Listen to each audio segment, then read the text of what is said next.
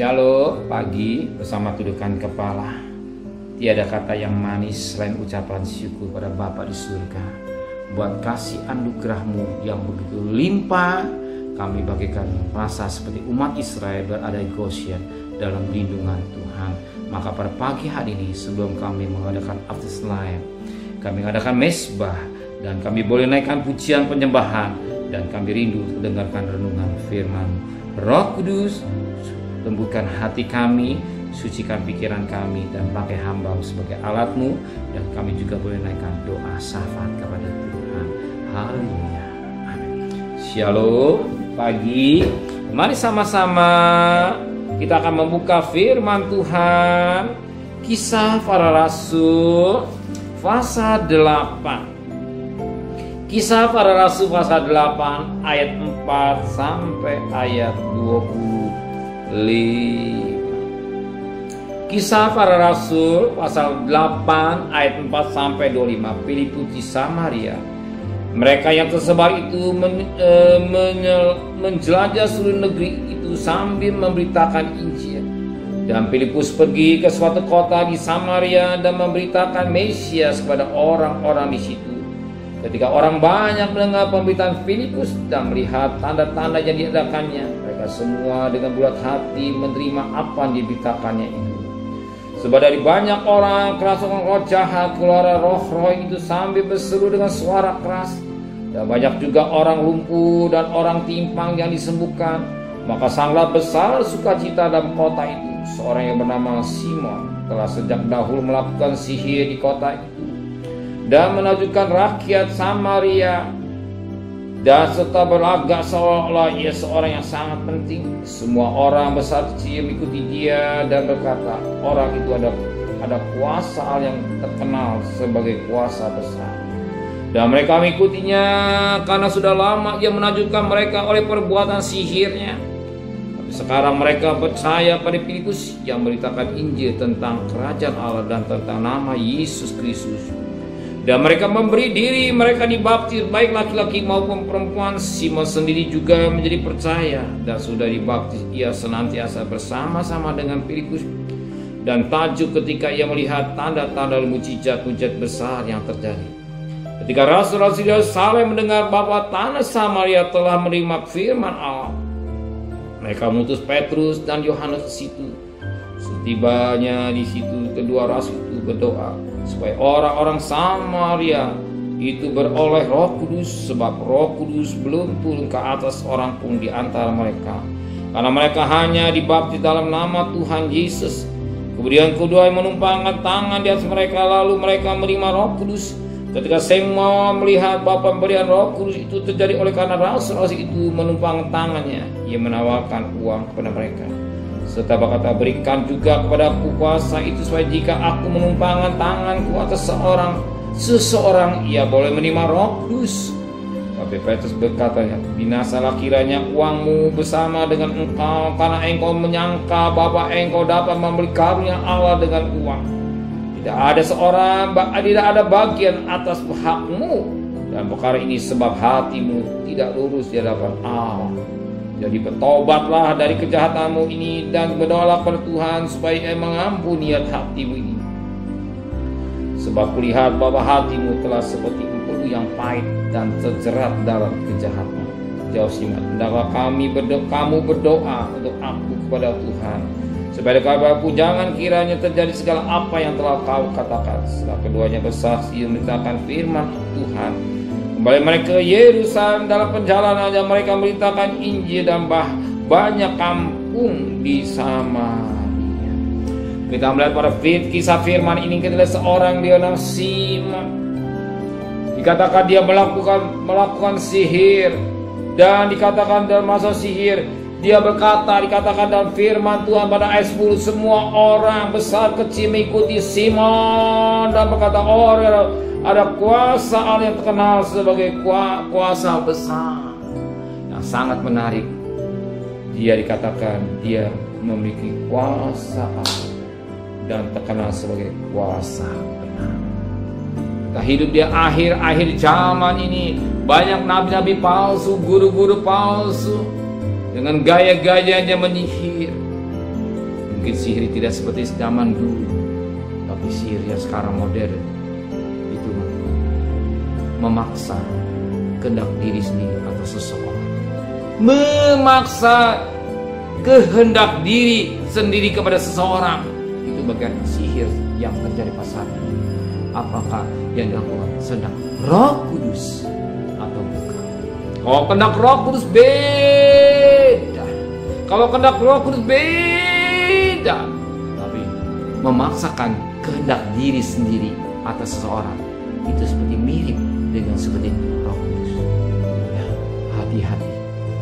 Banyak sih penyihir modern saat ini memaksakan kehendak diri sendiri atas seseorang, bukan kehendak Roh Kudus. Ingat, bukan kehendak pimpinan Roh Kudus atau kehendak Roh Kudus, tapi dagingnya. Maka roh dan daging beda. Roh menuju pada hidup yang kekal, daging menuju binasa. Sihir yang modern pada saat ini itulah memaksakan kehendak diri sendiri atas seseorang. Maka kita penting hidup dalam kekudusan. Betapa penting kita hidup dalam kekudusan. Apakah kita lakukan sesuai dengan kehendak Roh Kudus? Apa daging kita? Perlu bertanya pada Roh Kudus. Kalau kehendak Roh Kudus, pasti ada damai sejahtera. Kalau kehendak daging, pasti tidak ada damai sejahtera. Yang ada sesuatu keinginan daging. Tapi kalau dia terima Roh Kudus, kehendak Roh Kudus, ada terima damai sejahtera. Saya percaya, kalau pagi hari saudara anak mesbah, ini kena Roh Kudus, pasti. Selalu doa, saudara akan mengalami damai sejahtera. Ingat, Roma 14 ayat 17, kerajaan Allah bukan soal makan minum, tapi damai sejahtera dan sukacita oleh Roh Kudus. Kita akan terima damai sejahtera dan sukacita oleh Roh Kudus karena saudara mencari kerajaan Allah, karena hidup dalam pimpinan Roh Kudus. Tapi kalau kita tidak menerima damai sejahtera, itu keinginan daging. Dan apa terjadi? Simon yang merasa dirinya dia bisa dengan kekuatan dagingnya. Semua akan beres, semua akan beres. Di mana kita lihat dia mengadakan kekuatan dagingnya? Dikatakan pada ayat yang ke-18. Ketika Simon melihat bahwa pemberian Roh Kudus terjadi oleh karena rasul-rasul itu menumpangkan tangannya, Simon menawarkan uang kepada mereka. Serta berkata, berikanlah juga kepadaku kuasa itu, jika aku menumpangkan tanganku ada seseorang, ia tidak boleh menerima Roh Kudus. Dia pegang dengan keinginan dengan kekuatan dagingnya. Roh Kudus akan bisa dijual beli, tidak. Beda. Roh Kudus dan keinginan daging beda. Sihirnya lakukan, dia bisa dekat kepada Tuhan, tidak. Ada Roh Kudus beda sekali. Kalau kita hidup lebih mana Roh Kudus beda. Soal pagi hari mencari melakukan kehendak Roh Kudus, mengadakan mesbah, ini ada damai sejahtera. Roh Kudus tidak bisa beli dengan uang. Karya Roh Kudus tidak bisa dengan uang. Maka Simon berkata, saya banyak uang. Arti inilah daging. Dia pikir dengan dagingnya dia bisa meniru, ya, atau mendapatkan Roh Kudus. Tidak. Roh Kudus tidak bisa dengan uang. Roh yang membaptis Roh Kudus, ya, pembaptisan air hamba Tuhan, tapi Roh Kudus yang membaptis itulah Roh pembaptis, ya, Roh pembaptis yang membaptis Roh hidup saudara itu Roh Kudus, Allah Trinitas, Allah Roh Kudus membaptis kita, bukan dengan uang. Jangan kita tipu dengan uang. Kita dengan uang kita akan bisa selesai, tidak. Uang tidak berkuasa. Uang tidak berkuasa. Banyak kali orang merasa dihebat karena dia punya uang. Banyak kali dia merasa diri bisa. Dia atur semua dengan uang. Pendeta diatur dengan uang. Semua dengan uang sukses. Ingat, uang tidak berkuasa. Dia membawa ke surga. Tapi Roh Kudus membawa ke surga. Ingat, kita tidak main-main dalam dosa. Maka Tuhan katakan, binasalah kiranya uangmu bersama dengan engkau, karena engkau menyangka bahwa engkau dapat memberikan Allah dengan uang.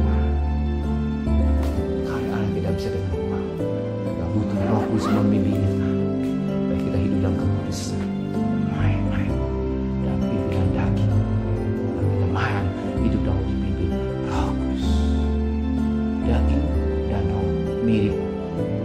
bisa menipu. Ya, kalau terbekas suara Roh Kudus, apakah ini daging atau tidak? Kita akan tahu diri kita.